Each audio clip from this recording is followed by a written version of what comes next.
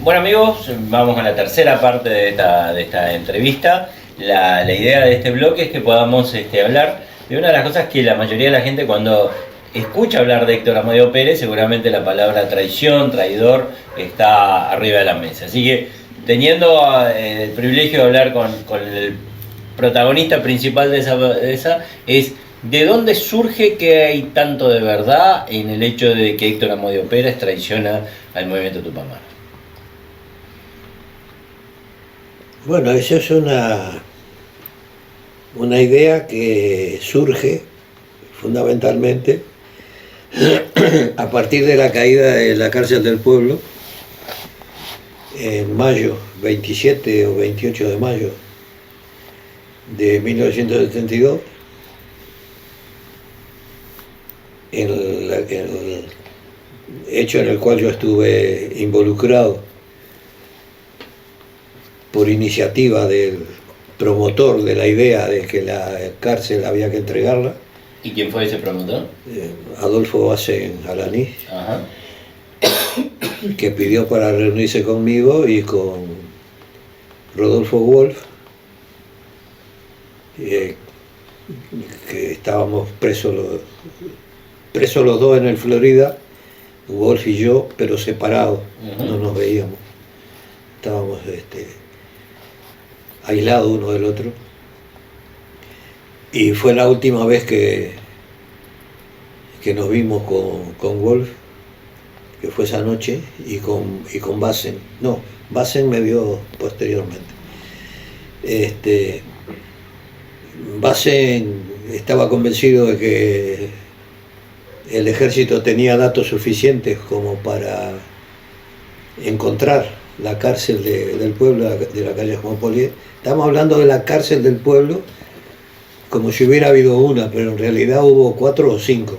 Hubo 4 o 5 cárceles del pueblo. Sí. Cárcel del pueblo, en los lugares donde la organización tenía... Bueno, pero que el MLN la llamaba cárceles del pueblo. Ajá. Que eran locales subterráneos, aparentemente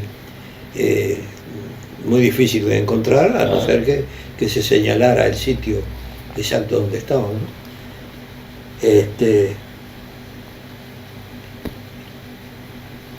Y Bacen lo que quiso fue evitar que hubiera una matanza si las Fuerzas Armadas llegaban por su iniciativa al local, porque él sabía que los guardianes de los secuestrados, los carceleros, como se les llamó, tenían orden de matar a los secuestrados. Entonces, hacía pocos días de que había habido la matanza de la seccional 20 del Partido Comunista, y se pensaba que en ese local, o Bacen pensó que en ese local podía pasar exactamente lo mismo.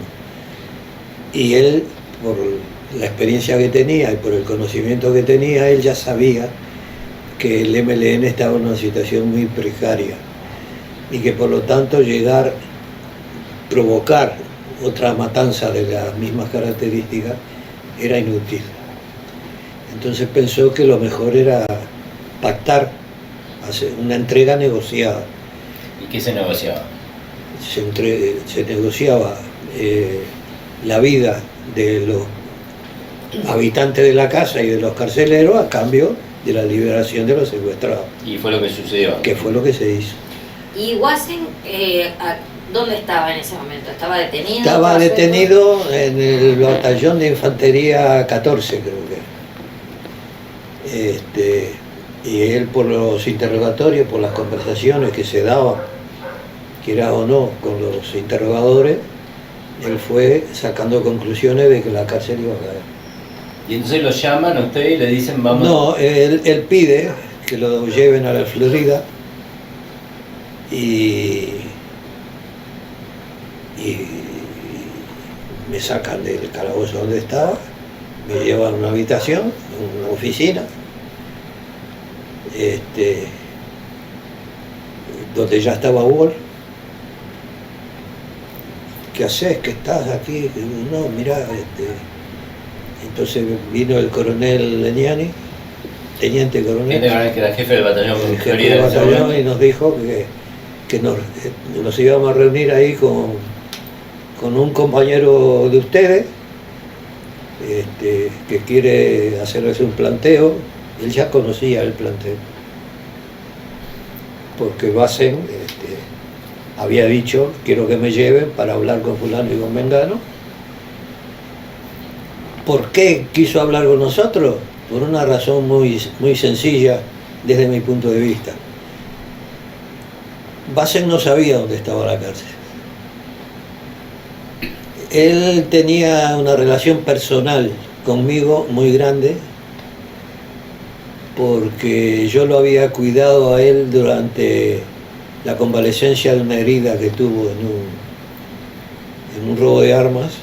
A él lo hirieron en el pecho y yo lo tuve en lo que era mi casa en ese momento. Toda la convalecencia yo lo cuidé, y nos hicimos muy, muy compañeros. Y él sabía, por la posición que tenía dentro del MLN, que el que sabía dónde estaba la cárcel era Wolf. O sea, que usted estaba detenido en Florida, sabía todo el aparato del Estado, estaba buscando a los secuestrados. ¿Usted sabía dónde estaba esa cárcel y nunca lo dijo? ¿Nunca nadie le preguntó? No, yo no sé. ¿Nunca nadie le preguntó? Sí, me lo preguntaron 200 veces, pero yo no lo sabía. No, lo sabía, pero no lo decía. No, yo ¿Usted no sabía dónde quedaba? No. ¿Y quién sabía dónde quedaba? Wolf. Wolf es el que dice. Wolf era el que sabía. Y entonces Wolf acepta decir. Claro, cuando nos reunimos los tres, Basen nos dice, bueno, lo primero, ¿qué tal? ¿Cómo está? Muy mal, mirá cómo estoy. El único que no le habían dado una paliza era yo, porque, bueno, me salvó el capitán Calcaño. El capitán Calcaño lo salva de que le peguen. Sí, porque era pariente mío y le había prometido a mi familia que a mí no me iban a tocar. Hay toda una historia de eso que yo creo que ahora no es el momento. Si luego cuadra la contamos. Y nos cuenta, nos dice, miren, la cárcel está por caer, tienen parte de la numeración de los teléfonos, es cuestión de que los combinen así o así y va a caer. De hecho, estuvieron en el local de al lado, que era una tapicería, ya paré por medio. Paré por medio, sí. Y yo pienso que es mejor entregarla, y yo dije que sí. Y Wolf también dijo que sí. ¿Y ahí Wolf le dice a ustedes dónde queda? ¿O le dice claro, yo le digo a Basen, mirá, negro, yo estoy de acuerdo, pero yo no sé dónde está. ¿Qué querés que haga yo? No, ¿vos estás de acuerdo? Sí, yo estoy de acuerdo. ¿Y vos? Le dice a Wolf, yo también. Y bueno, y Wolf le debe haber dicho, mirá, Juan Polié tal número, porque cuando se lo dijo yo ya no estaba. Ya me habían retirado. ¿Y por qué va usted en ese momento? Porque me lleva Cristi. Cristi, ¿qué era Cristi? El jefe de la región militar número 1, que estaba al mando del procedimiento. Cada vez que había un acontecimiento importante, Cristi aparecía. Y iba a ser importantísimo. Entonces, el que decide que el que tengo que ir a parlamentar con los compañeros de la calle Juan Polié soy yo. ¿Por qué? Porque él pensó que yo tenía más ascendiente.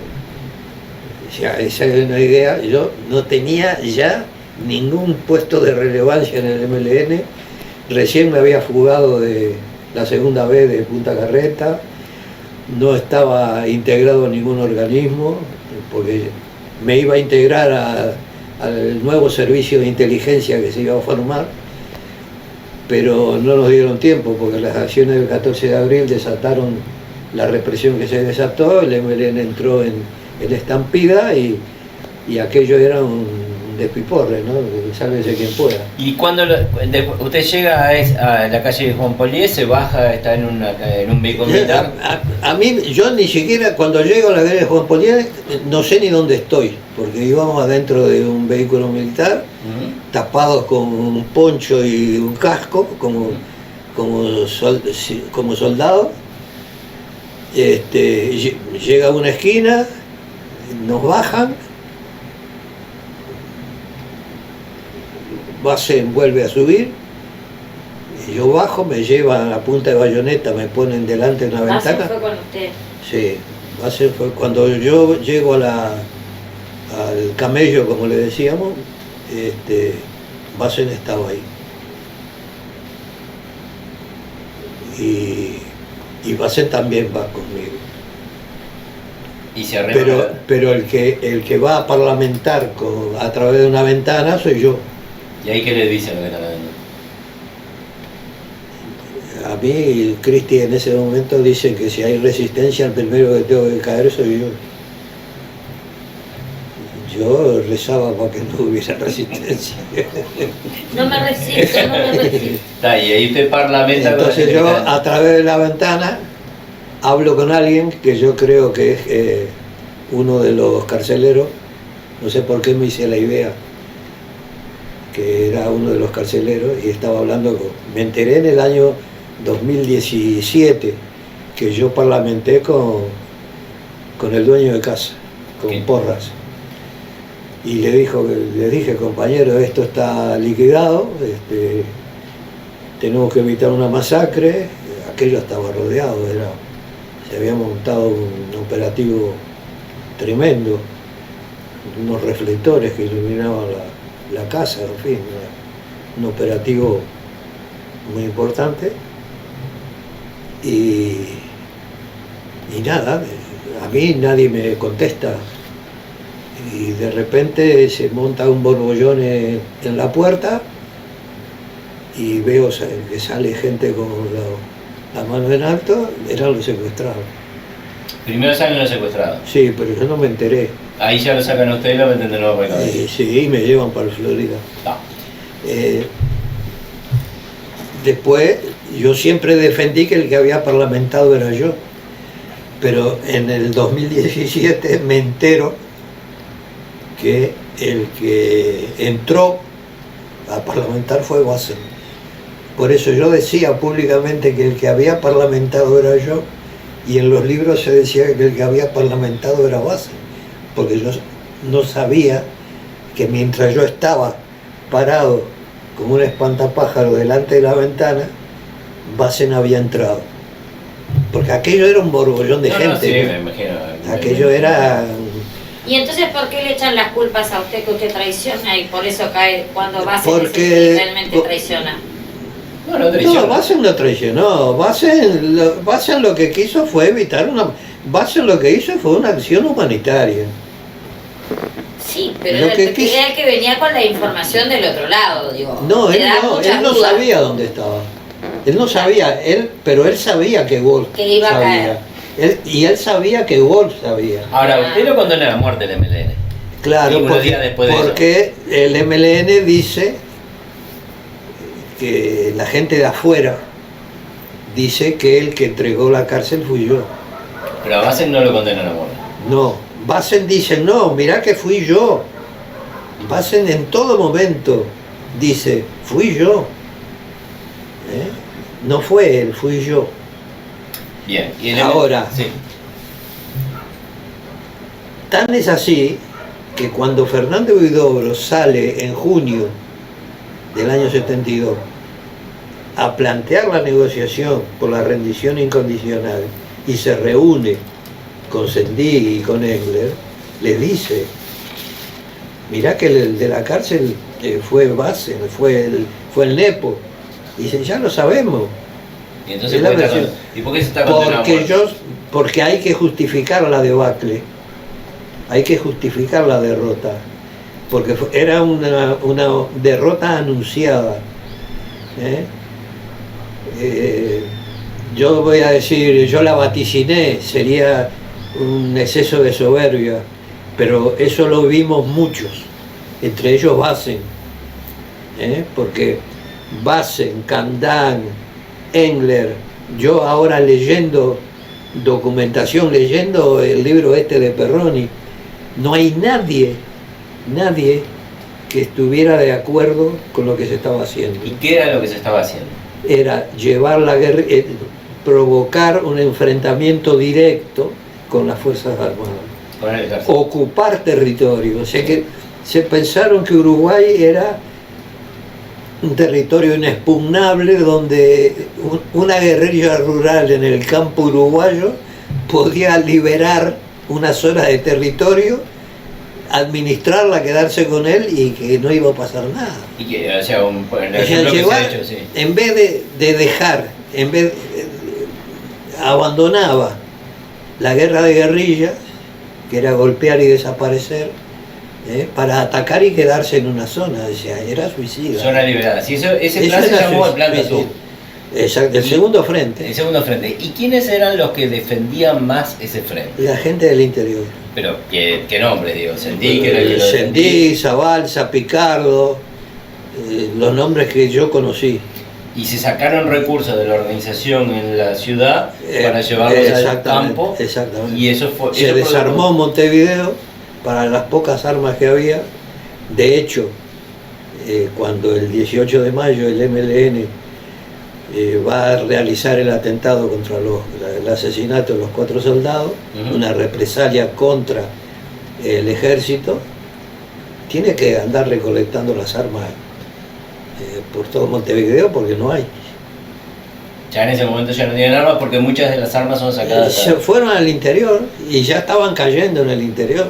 Ahora, Bien. Entonces, ¿cómo cae toda la organización del interior? Y cómo un tipo que nunca había viajado al interior, como era yo, que nunca había tenido más contacto que con la gente del interior que en la cárcel de Punta Carreta, podía desmantelar la organización en el interior. yo lo dije No. usted como cabeza. Hubo gente del interior que desmanteló al interior con la información que dio. Si en el interior caían por docenas todos los días. Y entonces, o sea, hay otros colaboradores. Exactamente. ¿Y quiénes son esos colaboradores? ¿Usted sabe? Fundamentalmente Pirigude. ¿Y Piri Budes por qué colabora? Porque también está. Porque se le ofreció mucho antes que a mí un salvoconducto. A Piri Budes se le ofrece un saludo. Claro, cuando yo caigo preso en el Florida en el mes de mayo, a mí se me da a leer las declaraciones de Pirigude y se me dice, mirá, estas son las declaraciones de Pirigude, llegó a un acuerdo con el coronel Trabal y ya no está en el Uruguay. Después me enteré que no fue así. Estuvo en el Uruguay hasta noviembre del año 72, ¿Y después para dónde fue? al Paraguay. ¿Y dónde quedó? Hasta que alguien lo descubre y entonces él se viene al Uruguay, pero el MLN nunca lo condenó, ni siquiera le puso trabas para que él volviera a hacer una vida normal. Estuvo militando en el Partido Colorado en Rivera, realizaba tareas periodísticas. Vive en Rivera. Vive en Rivera, Vive en Rivera, actualmente. Crió a El sus programa hijos, de radio. crió a sus hijos y todo lo demás sin ningún problema, mientras que yo seguí condenado a muerte. Siguió condenado a muerte. ¿Y la gente del interior en qué lugares más abundaban? ¿De qué departamentos tenían más? Eso no te lo puedo decir. No tiene. No, en principio yo puedo decir que venían del departamento de Artigas porque hubo gente de UTA, Sí. de la Unión de Trabajadores Azucareros, que se integraron al MLN. Pero también hubo de Paysandú, hubo de Salto, hubo O sea de que Colonia. las Yo columnas de que trabajaban acá. todavía me tiraría a pensar que fue más la gente, hubo más gente en Colonia que en Artigas. Porque hubo mucha gente de Juan Lacase, Claro, los núcleos pueblos urbanos. Era una pueblos organización industriales, urbana. exacto, Era una organización urbana. y además pueblos industrializados. Sí, que tenían obreros. Textiles, la gente en Maldonado también hubo gente, pero fundamentalmente yo te diría que Salto, Paysandú y Colonia. Y aparte de Pires Budes, en el Florida, porque también en el Florida hay No, pero Piribude no estuvo No, en el por eso. Florida. Aparte de Pires Budes y en el Florida, hay otra gente que colabora, que da información. Sí, pero eso es posterior. Información dieron todo. Información de los. Información dieron todo. Vamos uno por las buenas y otro por las malas. Bien. ¿eh? Hubo gente que se entregó con el que llevó el colchón. No sé si entiendo eso. Bueno, hubo gente que se entregó a la jefatura y llegó con el colchón. Para dormir. Claro, sí, ya se iban con el colchón. Claro, ya estaban prontos. No sabían que iban a caer. Parece una broma, parece una broma, pero no es broma, es así. Es así. Es así. La gente de Artillería 1, en el cuartel de La Paloma, puede contar historias de ese tipo. Hubo gente que pactó de entrada su detención. Bueno, pará, déjame, yo vamos a parlamentar, vamos a hablar, vamos a... Era una debacle, ¿no? La organización. La organización ya no existía. Sálvese quien pueda. En el año 72, cuando vos tenés en cuenta que el MLN lanza una cosa que después pretendió decir que no fue una ofensiva, pero que hoy, con la documentación que existe, fue una ofensiva, aunque pretendió desmentirla. Que es el plan Hipólito. Que es el plan Hipólito. 14 de abril de 1972. Entre el 14 de abril y el 15 de junio, el MLN ya estaba liquidado. ¿Por qué digo que ya estaba liquidado? Porque es cuando Fernández Huidobro sale a negociar la rendición incondicional. O sea, que duró 2 meses contra el ejército. Exactamente. En julio duró un poco más. Sí, está, pero fue un poco más. El punto decisivo, si dijéramos de la pero operación militar, entre el 14 de abril y el 15 de junio, está todo el 2 pescado meses. vendido. 2 meses. Ahí está todo el pescado. Ahí es vendido. cuando piden la tregua, cuando arman la tregua. Exactamente, cuando que todo el mundo se pelea después para ver quién fue el padre de la iniciativa. ¿Y quién fue el padre? El padre de la iniciativa fue Bassen, porque Bassen ya tenía el antecedente de una gestión negociadora beneficiosa, como había sido la entrega de la cárcel. Entonces Bassen, que fue bien vista esa acción por parte de... Porque hay que tener en cuenta una cosa, el ejército mató gente, pero también, o sea, no mató por gusto.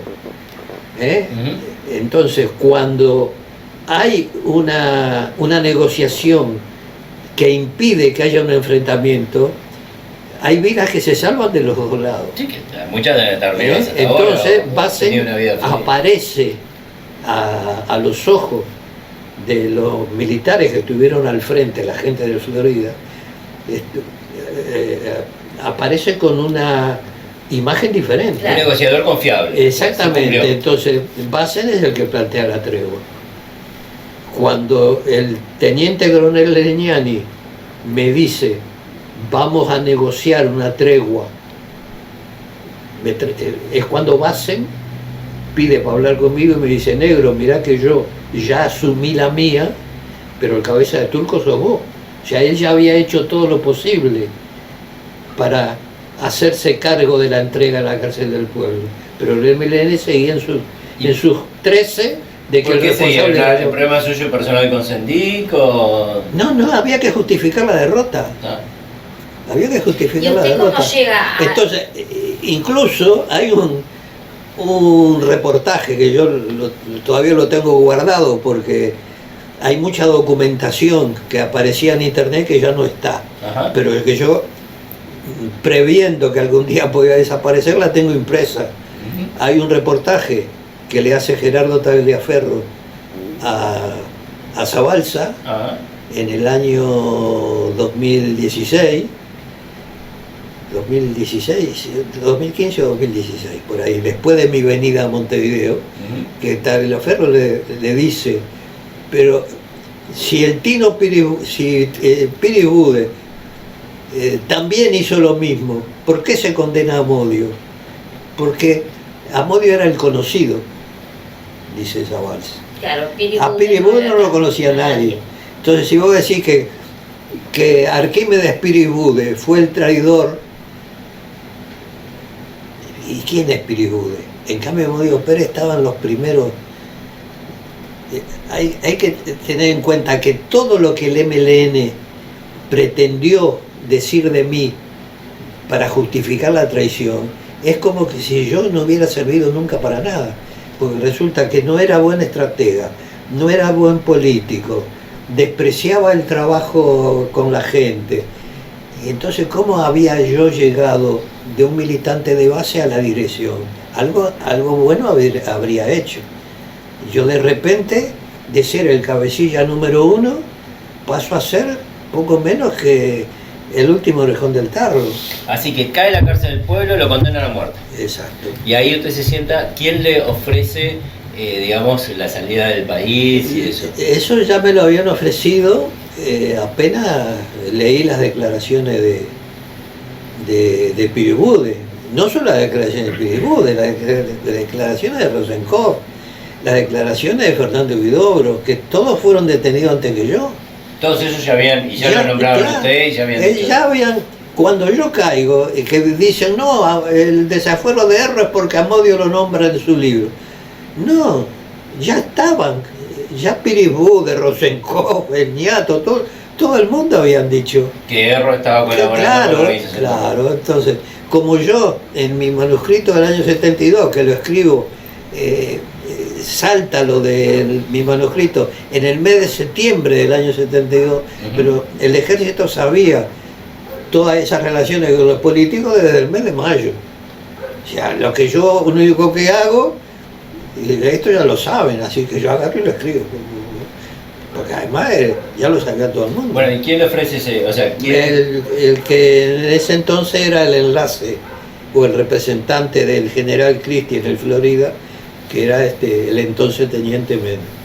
¿Y ahí qué es lo que se pacta? ¿Que usted se va del país o qué es lo que se pacta? No, él lo que me dice es, cuando él me da a leer las declaraciones de toda esa gente, yo le digo, aquí está todo, yo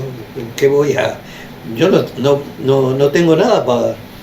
No, lo que queremos es que te mantengan las declaraciones de los políticos, porque esta gente no sabemos si después no se va a retractar, lo que queremos es que vos te mantengas. Le digo, sí, yo me voy a mantener, pero porque eso ya estaba cantado, ya no podías negar una cosa que ya lo habían dicho una docena de personas. ¿Y ahí qué le ofrecen? El salvoconducto. Pero después hay una conferencia de prensa que acá estaba con el micrófono de Canal 10. ¿Cómo llegamos a esa conferencia? Bueno, pero eso ya es en el año 73.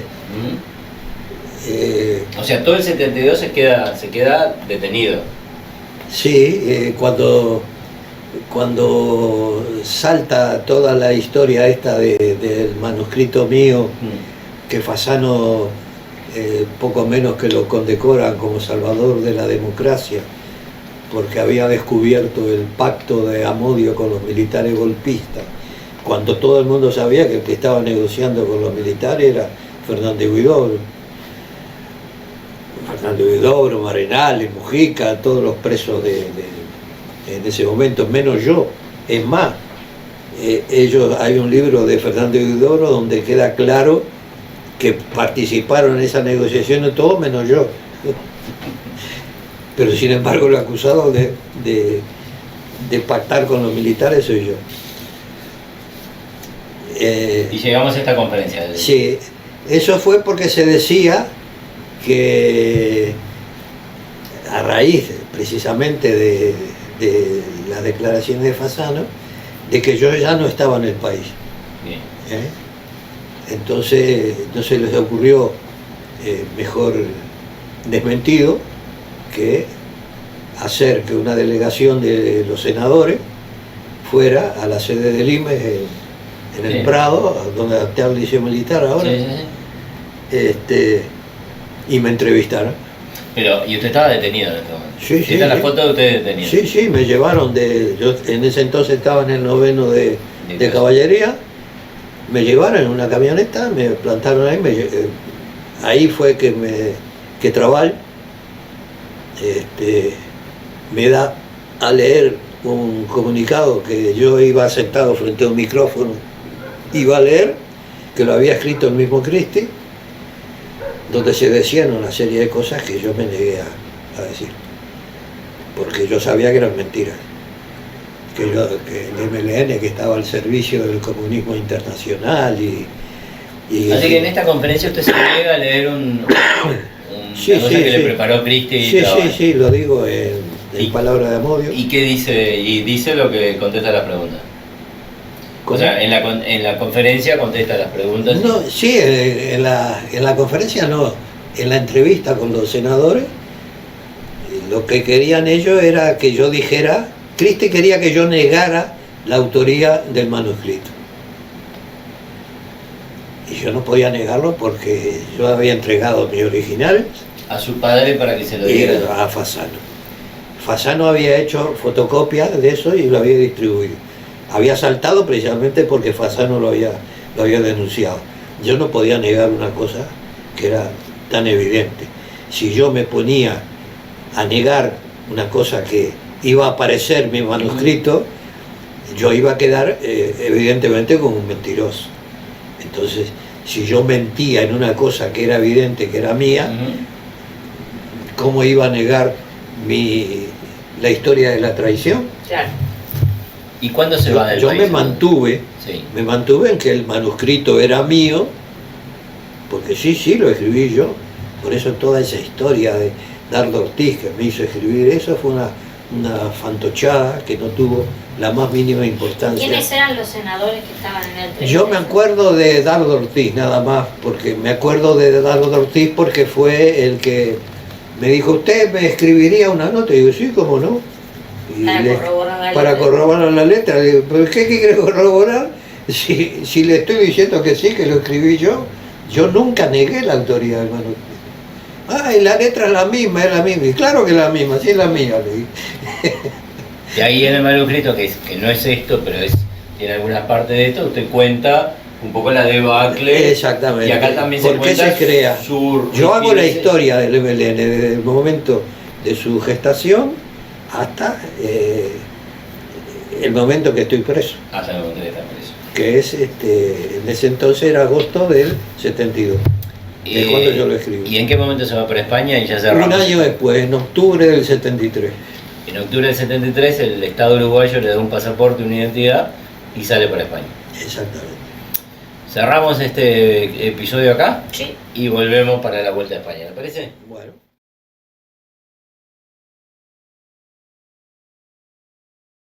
Y recordá que la democracia se defiende cada día, porque cada tanto aparecen iluminados que se sienten superiores al pueblo.